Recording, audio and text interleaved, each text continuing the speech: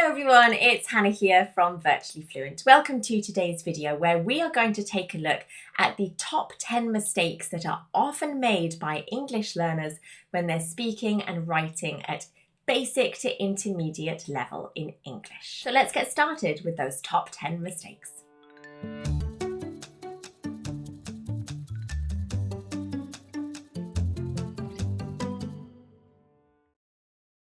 I am agree.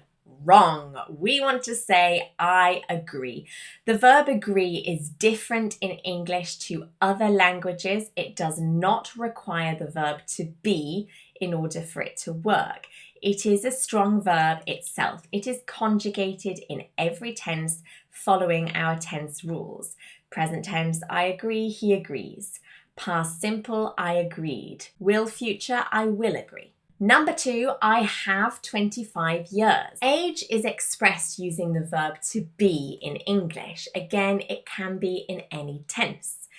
It's also important to note that you can say just the number, I am 25, but we can't say just the word years. We would need to say years old if we want to use that full expression. So either I am 25 or I'm 25 years old. Number 3, she is more taller. Wrong. She is taller is the correct sentence. This is related to the grammar topic of the comparative form. So when we have short words like tall, big, sad, we only want to add er to the end of the word to make it more, to make it comparative. We do not use the word more with er at the end, more, taller. We only use er if it's a short word. However, if it is a long word like expensive, interesting, comfortable, then you use only more and not er. If you would like to check out the rules of the comparative form, we do have a full video on that topic. Number 4, it depends of the situation. Again, wrong.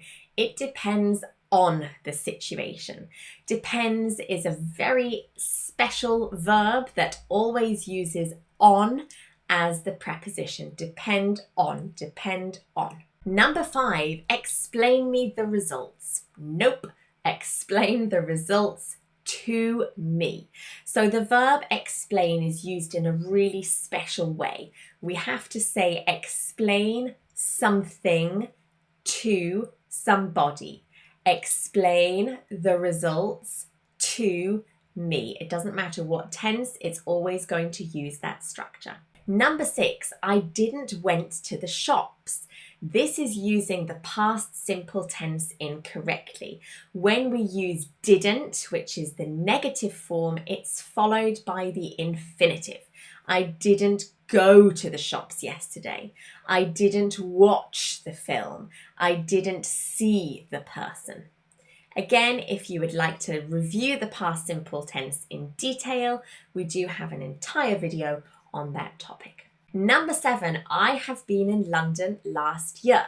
This is a really tricky topic. A lot of learners often mix up the past simple and the present perfect tense.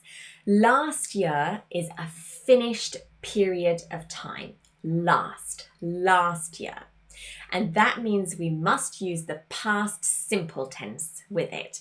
So that would be I was in London last year with the verb to be. I went to London last year. I visited London last year.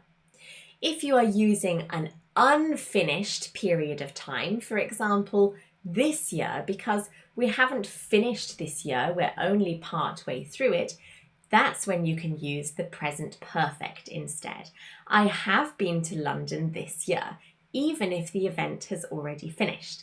It's a really tricky topic, deciding between past simple and present perfect. Again, we have an entire detailed video on this if you would like to practice. Number 8, can you make a photo of me? I hear this quite a lot when tourists are asking me to take a photo. Can you take a photo of me?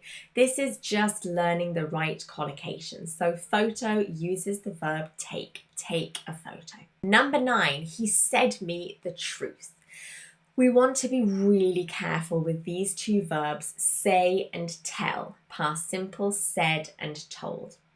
Tell is always with somebody, and say is always with something. In this case, we have somebody, me, which means we need to use tell. He told me the truth. And number 10, I'll see you in the 5th of May.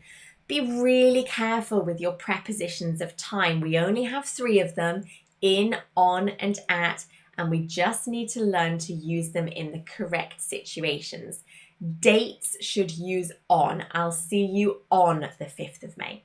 But if you would like to learn the specific situations when in, on, and at should be used with which time phrases, again, we have an entire course and video online to help you with that. So hopefully that has rounded up the top 10 mistakes that I see as a teacher in English by my learners between basic to intermediate level.